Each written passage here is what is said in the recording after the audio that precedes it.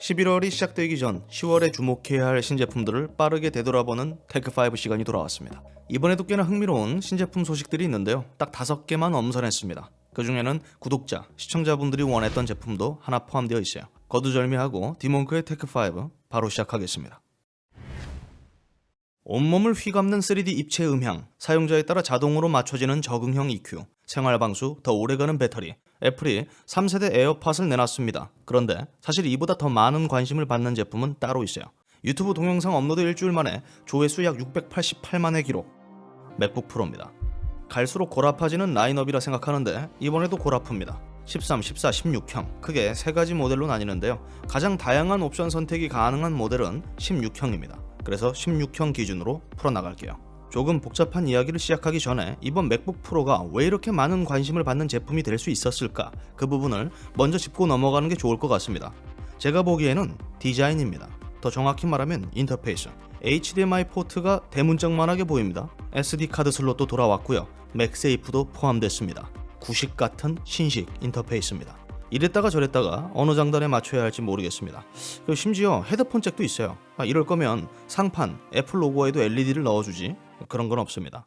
그래도 매력적인 획이라고 봐요. 없애서 욕먹었던 것들을 다시 되돌려 놓은 거니까요. 그럼에도 두께는 1.68cm, 무게는 최고 사양 기준 2.2kg밖에 되지 않습니다. 사실 별 차이 없는데 진작 이렇게 내놨으면 욕은 덜 먹었겠죠. 그리고 무게감이 좀 아쉽다고 생각할 수도 있는데 주요 사양을 보면 그 생각 좀 달라지실 겁니다. 적용된 미니 LED, XDR 디스플레이는 1000니트의 밝기값을 지녔어요. 그런데 최대 피크 밝기값이 1600니트입니다. 10비트 컬러 뎁스, 광색역 디스플레이고요. 그간 아이폰, 아이패드에서 볼 수 있었던 트루톤 기술과 최대 120Hz의 가변 주사율까지 지원합니다. 가변이라는 아쉬움은 있지만 충분히 이상적이고 괴물 같은 디스플레이 사양이에요. 이런 사양의 디스플레이를 지닌 노트북 절대 흔하지 않습니다. 디스플레이만으로도 짜릿한데 탑재되는 SoC는 더 짜릿해요. 16형 모델에는 M1 프로, M1 맥스 칩이 탑재됩니다. 이전 M1도 성능이 좋아서 굉장히 뜨거운 감자였었는데 그보다 훨씬 높은 성능의 SoC가 탑재되는 거예요. 프로, 맥스 각각 10코어의 CPU는 동일한데 그 외 사양은 맥스가 압도적으로 좋습니다. 프로는 16코어, 맥스는 32코어의 GPU를 갖고 있고요. 통합 메모리도 최대 32GB의 프로와는 달리 맥스 모델은 최대 64GB입니다. 이전 세대 맥북 프로 13 하이엔드 모델과 비교했을 때 파이널 컷 프로의 객체 추적 성능은 프로가 3.6배, 맥스가 최대 4.9배로 속도가 더 빨라졌습니다. 프로라면 누구나 탐낼 만한 고사양 노트북이에요. 그리고 프로들이 탐내는 건 어때요? 대부분 비싸죠. 16형 기준 336만원부터 최대 822만원까지 올라갑니다. 돈 많은 프로분들 부럽습니다. 알아주는 고사양 VR, HTC Vive 이렇게 시작하면 또 고사양 모델이라면서 비싸다고 불평하실 분들이 계실 것 같습니다. 이번에 고사양 제품 아니에요. HTC Vive Flow 189g의 무게를 지닌 접이식 VR 안경입니다. 접어서 휴대가 가능한 제품이기 때문에 스마트폰과 해당 제품만 있다면 언제 어디서든 가상세계로 현실 도피할 수 있습니다. 정말이에요. 이래봬도 안경 다리 쪽에는 내장 스피커가 들어가 있고 듀얼 마이크도 내장됐기 때문에 이것만 있으면 다른 거 필요 없이 전화 통화도 하면서 가상세계에서 허우적거릴 수 있습니다. 중단에는 쿨링팬이 내장됐어요. 제품 안정성, 유저 착용감을 높이기 위함이라고 하고요. 그리고 내부 디옵터 렌즈는 초점 조정을 지원합니다. 저처럼 눈이 나쁜 유저들도 원래 쓰던 안경 버리고 바로 착용해서 사용할 수 있다는 이야기예요. 그런데 재밌는 점을 발견했어요. 무게를 줄이기 위해서 내장 배터리를 뺐다는 겁니다. 전원 공급을 위해서는 USB-C 케이블이 항시 어딘가 꽂혀 있어야 한다는 얘기예요. 말을 좀 바꿔야겠네요. 스마트폰 보조 배터리 해당 제품만 있다면 현실 도피 가능하다. 시야각은 최대 100도, 최대 3.2K 해상도의 75Hz 주사율을 지닌 제품입니다. 언제 어디서나 VR 콘서트와 ASMR 콘텐츠를 즐길 수 있다는 것은 어쩌면 바쁜 현대인들에게 꽤나 긍정적인 아이템이 될 수도 있을 것 같네요. 아쉽게도 아이폰은 호환되지 않습니다. HTC Vive Flow 가격은 $499, 하나로 약 58만원입니다. 38만원이어도 고민할 것 같은데 59만원? 망했군. 그저 드랍될 거라 예상했던, 그저 컨셉이라 여겼던 레이저의 프로젝트 헤이즐 기억하시나요? 몇 개월 전 제가 테크5에서 다루기도 했었는데요. 그게 실제로 판매됩니다. 제퍼라는 이름으로 말이죠. 교체 가능한 N95 필터, 이중 흡기 팬, 부드러운 실리콘 안면 쉴드, 레이저 크로마 RGB LED, 내장 스피커와 마이크까지 갖춰 목소리를 외부에 더 또렷하게 전달할 수 있기까지 한 첨단 마스크입니다. 추가적으로 외부 버튼 조작으로 내부 공기를 순환시킬 수도 있다고 해요. 그래서 마스크 착용으로 인한 답답함을 조금이라도 달랠 수 있죠. 한 가지 흠이 있다면 마스크 중단, 이 투명한 부분이에요. 저번에도 제가 그렇게 설명한 것 같은데 김서림 방지 코팅까지 되어 있어서 좋긴 한데 개인적으로 입을 가려야 진정한 마스크의 멋이 살았을 텐데 참 아쉽습니다. 이게 신원 확보를 위함이라고 해요. 어쨌든 눈웃음 치면서 입모양으로 욕을 자주 하는 분들에게는 이게 큰 단점으로 작용될 수 있을 것 같습니다. 여튼 제포에 포함된 교체형 필터는 일반 일회용 마스크 대비 약 3배가량 더 오랜 시간 지속된다고 합니다. 교체 시기는 약 72시간. 생활방수는 지원하는데 그 수준이 높지는 않기 때문에 습하거나 비가 많이 오는 날에는 착용을 권장하지 않습니다. 그리고 탈부착 가능한 안면 보호대와 스트랩은 언제든 뜯어서 세척할 수 있고요. 그런데 개인적으로 가장 아쉬운 점은 최초 공개 당시 함께 내놨던 충전 케이스를 제공하지 않는다는 점이에요. 그럼에도 가격은 다름없거든요. $100, 하나로 약 12만원입니다. 필터는 한 개당 약 35,000원, K94 마스크 약 350장을 구입할 수 있는 가격입니다. 저는 저 투명한 부분이 참 그래요. 저것만 아니었으면 당장 구입했을 겁니다. 욕을 못하잖아. 그건 안 돼. 새로운 즉석 카메라인 줄 알고 호다닥 구매 리스트에 넣었는데 포터블 프린터였습니다. 이왕 이렇게 된 거 그냥 소개하죠 뭐. 후지필름 인스탁스 링크 와이드. 이전 출시됐던 미니 링크의 후속 모델입니다.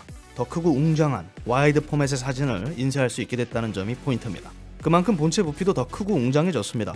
좀 더 생생한 컬러 표현이 특징인 리치 모드가 추가됐고 QR 인쇄 모드도 지원합니다. 그래서 원한다면 사진을 찍은 위치, 음성 메시지 등이 담긴 QR코드를 사진 구석에 남길 수 있게 된 거죠. 다른 이들에게 추억을 공유하거나 현장감을 전달하는데 사용하라 이겁니다. 이 밖에 여러 포토 프레임을 뒤집어 씌우거나 스티커를 넣어 꾸미거나 여러 장의 사진을 넣어서 인쇄할 수도 있습니다. 인스탁스 외에도 이런 건 다 이전부터 있었던 기능들이기 때문에 그리 새롭지는 않은데 와이드해진 필름 용지를 고려하면 충분히 매력적으로 느껴집니다. 이미지 사이즈는 62에서 99mm, 인쇄 해상도는 318 dpi. 시중 판매되고 있는 다른 포터블 프린터들과 비교하면 살짝 좀 더 높은 수치입니다. 한 장의 사진을 인쇄하는데 걸리는 시간은 약 12초, 완충 시 최대 약 100매의 사진을 인쇄할 수 있다고 하네요. 물론 인쇄 시간과 매수는 사진에 따라 다 다릅니다. 그리고 몇 가지 아쉬운 점이 있다면 블루투스 4.2라는 것, 철진한 마이크로 USB를 아직도 사용하고 있다는 점 정도입니다. 미국 아마존에서 현재 $150에 판매되고 있습니다. 한화로 약 17만원. 전용 필름은 20장에 약 2만원에 판매되고 있고요. 원래 추억을 남긴다는 것은 내가 돈 좀 쓰겠다는 이야기잖아요. 20만원의 행복. 전 나쁘지 않다고 봐요. 대부분 잘 아시겠지만 고프로만 액션캠을 내놓는 게 아닙니다. 마지막 제품은 DJI의 액션캠이에요. DJI 액션 2. 이전 고프로를 쏙 빼닮았던 오즈모 액션의 후속 모델입니다. 쏙 빼닮았던 게 자존심이 좀 상했는지 이번엔 마그네틱 모듈 디자인으로 완전히 힘주고 돌아왔습니다. 알루미늄 합금 바디, 방진 방적 설계와 별도 하우징 없이 최대 10m 방수를 지원합니다. 제품 무게는 약 56g밖에 되지 않고요. 마그네틱 디자인, 사실 다른 거 다 집어치우고 이게 가장 핵심적인 제품 특징입니다. 다른 주변 기기들간 빠르게 교체하면서 사용할 수 있다는 점이 가장 큰 매력인 거죠. 그런데 저처럼 의심 많은 소비자라면 이 녀석의 자력이 어느 정도인지 궁금할 수밖에 없습니다. 겉으로만 보기에는 굉장히 나약해 보이거든요. 그런데 DJI 대기업입니다. 띄엄띄엄 보면 안 돼요. 모든 주변 기기에는 추가적인 잠금 장치가 포함되어 있습니다. 결국 다 자력으로 고정시킨다는 이야기예요. 초강력한 자석 하나만 박아둔 게 아니라 적당히 강력한 자석 여러 개를 활용하는 방식인 겁니다. 그리고 보통의 액션캠들은 광각 렌즈에 더 크게 신경을 쓰고 있잖아요. DJI는 거꾸로 근접 촬영을 위한 매크로 렌즈 모듈을 따로 준비했습니다. 그럴만도 한 게 기존 렌즈 화각이 155도예요. 아주 광각하죠. 렌즈 조리개 값은 2.8. 제품 주요 사양은 이 작은 만큼 그렇게 대단하지 않아요. 1.7분의 1인치 CMOS 센서를 사용하고 있고요. 최대 4K 120프레임 슬로우 촬영을 지원합니다. 동영상 비트레이트는 최대 130Mbps. 어정쩡한 사양의 스마트폰 카메라보다는 훨씬 나은 수준의 결과물을 담아낼 수 있습니다. 손떨림 보정 경우에는 EIS 전자식이고요. 고프로처럼 수평 보정 기능도 포함하고 있습니다. 4개의 마이크로 구성된 매트릭스 스테레오 마이크는 덤이고요. 재밌는 점이 있다면 내장 배터리예요. 배터리를 교체할 수 없습니다. 배터리 용량이 580mAh인데 한 번 충전으로 FHD 레코딩 기준 약 70분밖에 사용하지 못해요. 심지어 DJI 측의 설명을 보면 이게 EIS 기능까지 끄고 측정한 값입니다. 4K도 아니고 EIS도 끄고 배터리 수명은 매우 짧은 편이라는 거죠. 또 이를 감안해서 전원 모듈을 따로 판매하고 있습니다. 그리고 또 하나 있어요. 카메라 유닛에는 32GB 스토리지가 포함되어 있는 거고 따로 마이크로 SD 카드가 들어가지 않습니다. 외장 메모리도 배터리 모듈에 포함되어 있어요. 그러니까 모듈형 디자인의 장점은 이렇게 사용자 입맛대로 커스텀할 수 있다는 점이긴 한데 일부 소비자분들에게는 반대로 좀 복잡하게만 느껴질 수도 있습니다.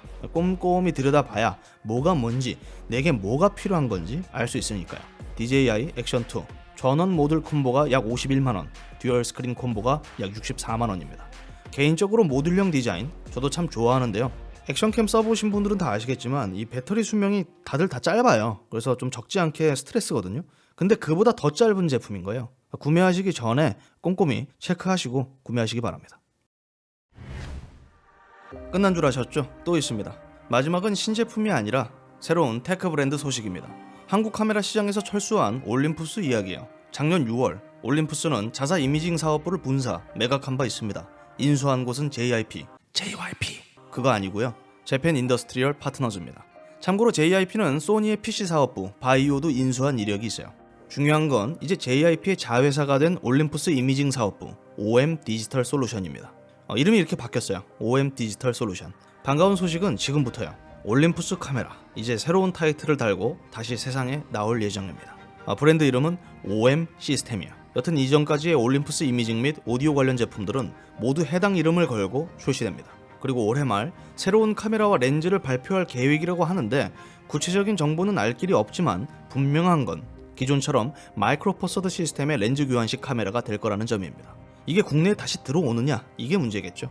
그런데 바이오를 생각하면 국내에는 안 들어올 것 같아요. 그래도 세상에서 올림푸스 카메라가 완전히 사라지지 않는다는 점 이게 중요한 거 아닐까요? 아주 서운할 뻔했습니다. 이달의 신제품 소식은 여기까지입니다. 11월 출시되는 신제품들 중 기대되는 제품이 있다면 언제든 댓글로 남겨주세요. 추천수, 가장 많이 언급되는 제품에 한해서 다음 달 테크5 리스트에 올릴 수 있도록 해보겠습니다. 이번 달에는 맥북 프로였어요 그게. 이상 디몽크였고요. 전 다음 영상으로 찾아뵙겠습니다. 감사합니다. 테크5에 넣으려다가 넣지 않았던 제품 중 하나는 구글 픽셀 6 시리즈였습니다.